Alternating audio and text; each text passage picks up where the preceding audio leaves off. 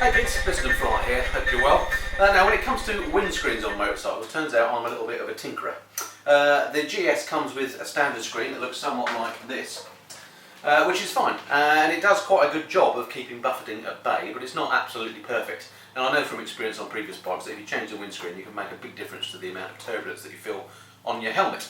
It also depends very much on the helmet you're wearing, by the way. Anyway, this screen worked okay, but unfortunately I got the bike cleaned professionally and ACF fitted just after I bought it, a couple of weeks after I bought it, and the numpty that came around and did it used brushes on my brand new GS and scratched this screen to hell, and it really annoyed me, as you can imagine. So I persevered for a long time with it, but actually the scratches on it just played havoc with my OCD, so I decided to replace it. So the original BMW screen had to go, and I replaced it with something that I thought was pretty similar, which was this. And it is pretty similar. This is from Givy, the luggage manufacturer. It's tinted. It's about the same size as the original screen, so I thought we'd be okay as far as buffet's concerned. But the problem with this when I fitted it was that it's, and again this is where my OCD comes in, optically it's not perfect. Now, I don't think the camera can pick it up, but where these creases are here, presumably this has been vacuum formed on some sort of plug, where these creases are and you're looking through it, it's not optically perfect, nowhere near it. There are little crinkles on here. So all the time I was riding behind it, I was looking at these little crinkles, so I've replaced the scratches on the original screen with little manufacturing imperfections. So that wound me up no end. So that one, I thought, okay, it was relatively cheap. I thought I'd try something else. So then, I moved on to this, which is what I've got fitted at the moment. This is from, again, one of my favourite BMW suppliers, Norman Nippy. And this is a screen that they make themselves under their own name. And this is their touring screen. As you can see, it's quite a bit bigger than the stock screen, quite a bit taller. So you've got quite a lot of adjustment.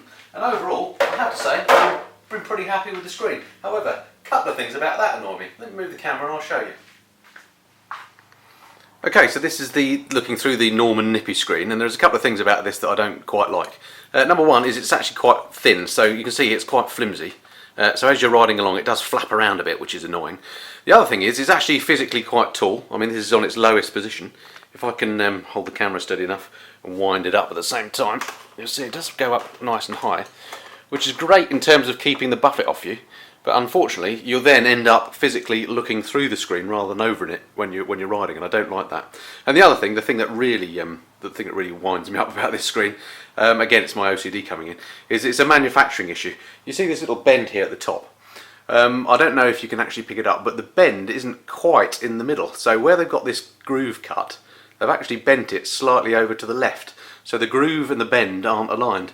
And again, when you're looking through it all the time, it may seem a small point, but that sort of thing just winds me up. So this screen hasn't been a success, I'm afraid.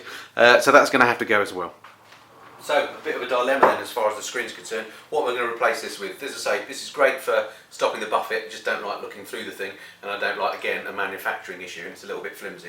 So I've decided to bite the bullet, and I've gone for my favourite screen again, the one that I learnt from my Triumph Tiger days works, and that is the MRA Varioscreen. So it looks like this for the GS. Now, the first thing that immediately strikes me as I pick this up is it's made from much thicker material. So it's absolutely solid. So there's no flex in that. I don't think it's going to move around anywhere near as much as the Norman Nippies did.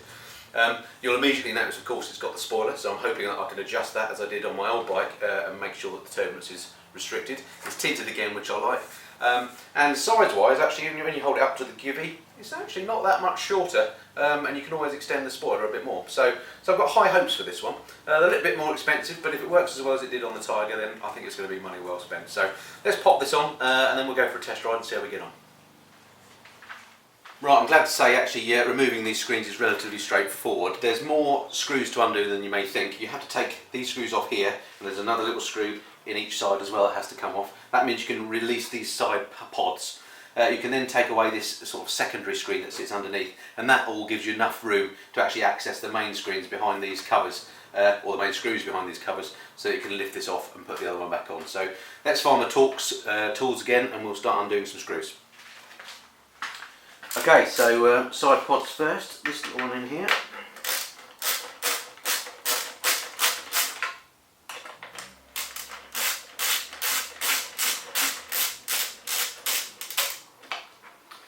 Yeah, number one. I must say, although I complain about these Torx fasteners quite consistently, I have to say they're quality fasteners. I love the way that they actually say BMW on them, brilliant.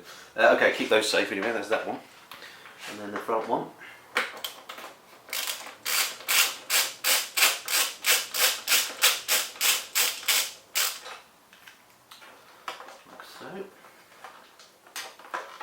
so off comes that pod, and that releases this secondary screen too.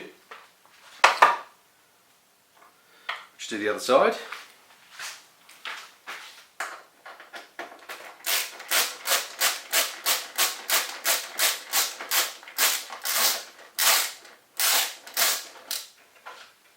One.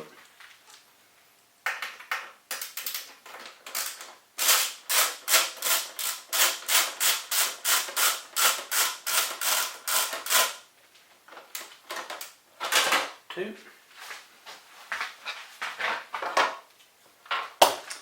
Okay, and then as you saw, the screen can be lifted out of the way. And it's a great opportunity actually to obviously give this a good clean and get some of those bugs off, so I'll quickly do that. Okay, now of course the key thing here is you want to make sure that your area is pretty clean when you're doing this stuff and that you're not going to introduce any more contaminants. So I've got a brand new microfiber cloth there to do the cleaning with, and if you look at it, I don't know if you can see on the camera, but there are just some bugs in here, just your usual sort of stuff that you pick up. Nothing too bad, but I want to be careful that I don't rub any grit or anything in and scratch it, so hence the new duster. I'm just going to use some bug shifter on here, just a little bit, like so, and then just gently remove. Again, this isn't actually a part of the screen that you're going to be looking through, it's purely just to stop crud getting underneath the main screen, so it's not quite as critical as the main screen in terms of not being scratched, but you know, don't scratch it if you can help it. A bit more on the other side. Of course this bug cleaner in itself, I imagine, is slightly abrasive, so you've got to be a bit careful, make sure you've shaken it up well before you do this. Let's just see if we've got any more left. Oh, yeah, still on there. It's a bit more force required. Okay, how's that looking? There's a little one there as well.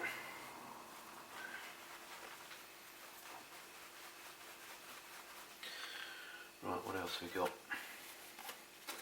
I think we are pretty much bug free now.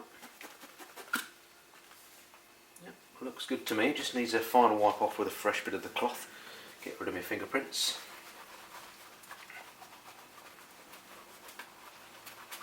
And this is one of the parts of the GS that is notoriously difficult to clean when you're washing the bike, so this is a great opportunity to do this. Never will this be as clean again as this.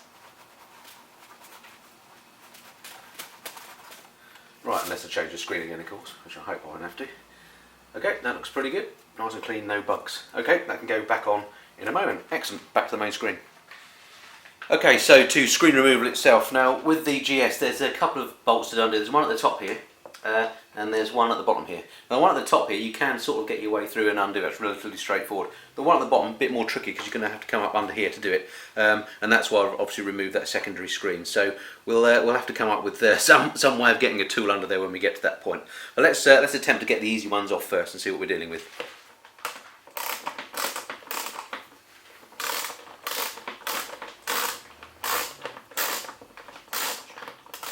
There we go, another one of those brilliantly manufactured BMW Torx connectors. Okay, that's that one.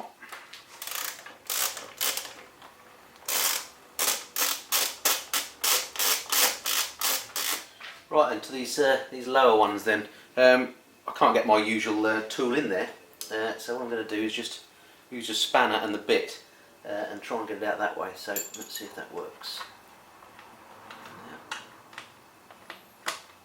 It's one of these things that's going to take a bit of time probably. There we go. That's loosened it enough, I might be able to do it with my fingers now. Yes we can. Excellent. That was actually a bit easier than I thought it was going to be. Bingo. And there we have it. Screen comes away. Okay, so fitting back on, as you would expect, is just the reverse of taking it off. So she's going to go on there, like so. And yeah, I think that's going to be good. Okay, I won't bore you with the reverse procedures, it is literally the reverse of what I just did. So I'll speed that bit up and speak to you once I've got her on.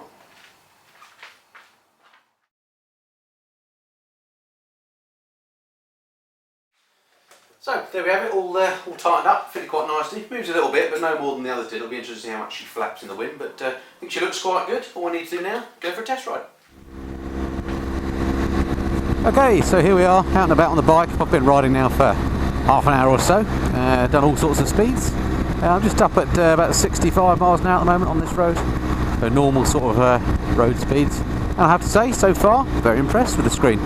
It seems quite a bit more stable than the one it replaced. It moves around a bit, but it's nowhere near as waggly and flappy as the other one was. And buffet, I have to say, is pretty minimal, and I haven't tried fiddling yet with the adjustment. If I adjust the screen up to its uppermost point, I'm still looking through, so this is actually on its lowest point at the moment. And I have ridden with the visor up as well, and there's absolutely no wind in my face. So really impressed with it so far. Obviously time will tell. I've got a much longer journey planned for the weekend, which includes some motorways, so I can try a bit faster then. But at this speed, I'm doing what, 70 now. Very, very nice indeed. Smooth as you like. Can ride visor up, no problem at all. So top marks once again for the MRA Varioscreen. And I'll give you an update in a few weeks' time when I've been able to ride her some more. But so far, so good. Okay, hope you enjoyed the video and that was of some use to you. Until next time, this has been the Missenden Flyer. Cheerio.